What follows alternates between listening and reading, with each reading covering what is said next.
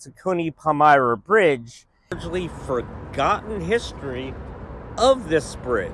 How this bridge was formed and what came before that. Second bridge to cross the Delaware River after the Ben Franklin Bridge. Where does it go? What is it used for? What is it useful for? And then stick around to the end because you're going to be seeing me, Michael, get knocked over by a huge wave. Was opened August 14th of 1929, but it was not always here, evidently, right? 96 years ago. It's now past August in 2025. But there were ferries before that connecting Tacony, which is over there, with Palmyra on this side. And ferries would take people on foot. In 1925, I'll put some links below, that 100,000 people that year went on foot, and people would go on buses. I'm assuming they got out of the buses when they were on the ferries, on those double-decker ferries, to cross into the Tacony area. They made trolleys because it was a burgeoning town, Northeast Philadelphia, and this bridge really helped Northeast Philadelphia form. That would connect with Philadelphia itself, even though, of course, that is Northeast Philadelphia. But downtown Philadelphia, if I go on the beach here, we're at Cove Nature Park, and there's a beach here. This is low tide, and I'm going to try to walk with you as we walk and talk to see actual downtown Philadelphia. But this was completed. It was a 1.5-year project for the Tacony-Palmyra Bridge. And it came in, believe it or not, at $4.5 million. $600,000 under a budget. Imagine anything being $4.5 million today. You can't even buy some ritzy houses for that anymore. But back then, you could buy a bridge, apparently. And so they built it, and the mayor of Philadelphia, when they opened it, came over here, and it was like a blue ribbon thing. And this is actually run, believe it or not, by the Burlington County Commission. It's not run by the Delaware River Port Authority, which runs the Ben Franklin and the Betsy Ross and the Walt Whitman bridges. That, hopefully you see, I'm going to try to point to it here, is downtown Philadelphia. I'm not sure if it's in frame, so I'm going to move it around.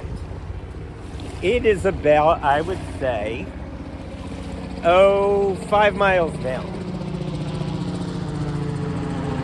So that is the large city. You probably hear a helicopter over me here. And I'll try to get the bridge in frame. So the ferry was in existence from about, again, 1920 to pretty much when this opened, in 1929. The Ben Franklin Bridge was opened three years earlier, but this was the second one. And it's important. It's important. And there is a walkway. You can walk just like the Ben Franklin Bridge, which I did walk, and please watch that video. You can walk right across into Tacony, into Pennsylvania over there, from New Jersey. But we're not doing that today because I thought, you know what? It's cooler to be at the beach, right? We like to be at the beach. There are people who fish here. There are people who go on their jet skis here and the boats. And later on, that cargo ship. Yeah, this is a drawbridge. That bridge is not high enough to let the traffic of the big ships go through. So it opens up. And it has that siren, and you're going to see me get knocked over by a wave. I'm surprised I didn't get dragged out into the Delaware River, and that was the end of me, because I thought it was at the time. So, what's the second thing? Number 2 is, where does it go? why use this bridge for the practical people? Well, the Tacony-Palmyra Bridge is good for getting to Roosevelt Boulevard, which is a major thoroughfare in Northeast Philadelphia. I wouldn't really use it to take it into the city, although you could. You could go right to the Schuylkill Expressway with it. And you could see the art museum and go into Center City from there. But that's not why I would use this bridge. I would use it. I used to visit my grandparents all the time. After my parents passed away, we lived not too far from here. And we would use this bridge and use it and go on Roosevelt Boulevard, go right to City Line Avenue. And I think it was a town named Woodwind, where they lived in the Green Hill Apartments there before they passed away. And when I was young, this bridge, obviously, we moved to Cherry Hill in 1973. I was 10 months old. But we used this bridge. My mom grew up in Philadelphia. My dad grew up in Yeadon, and which is near Philadelphia. And my grandparents owned a five and dime store in downtown. They lived though in the Green Hill Apartments. And when my mom would take us when we were younger, or my dad really, and we would visit my mom's friends or family friends, we would use this bridge. It connects Route 73, which if you take it down in New Jersey, goes all the way, it hits into Route 70, it goes all the way to the Atlantic City Expressway, 50 miles you can take it, all the way to Atlantic City if you want to. It crosses New Jersey.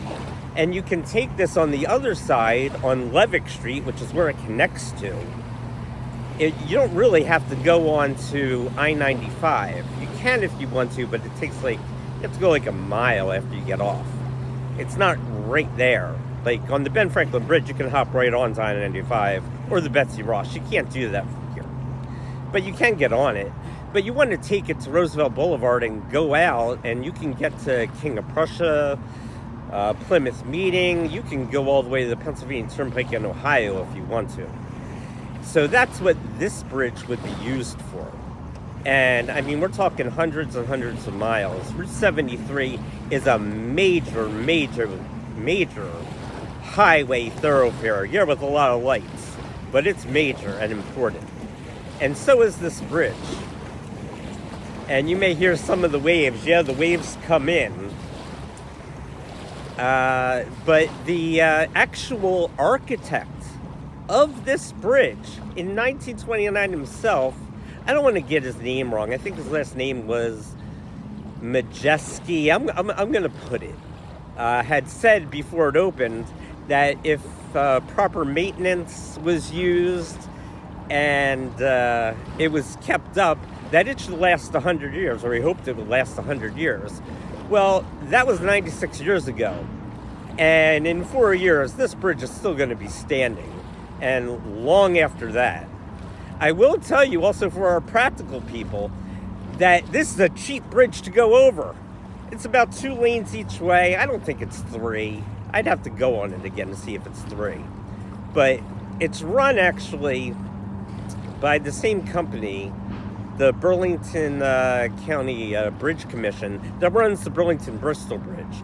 And it's only $3 to go over with Easy Pass, $4 in cash. It's not like $6 like it is at the Ben Franklin. This is a much cheaper bridge to go over. I think because the Delaware Port Authority doesn't own it, to be honest. Not that I have anything against the Delaware Port Authority. It takes in about $51 million a year in tolls. All kinds of vehicles between this and the Burlington-Bristol Bridge.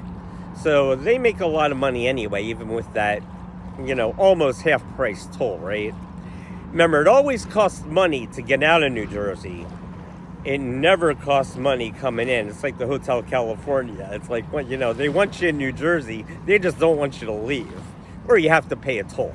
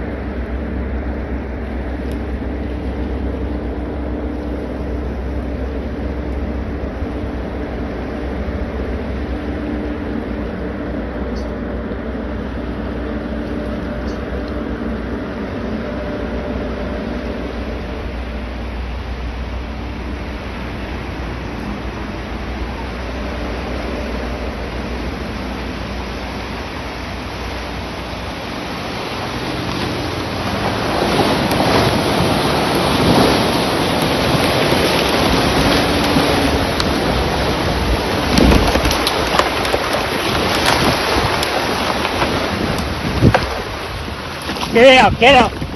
Get out, get out. Get out. Go. Go, that's too strong. That's too strong.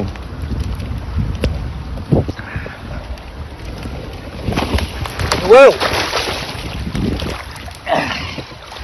I wasn't expecting that.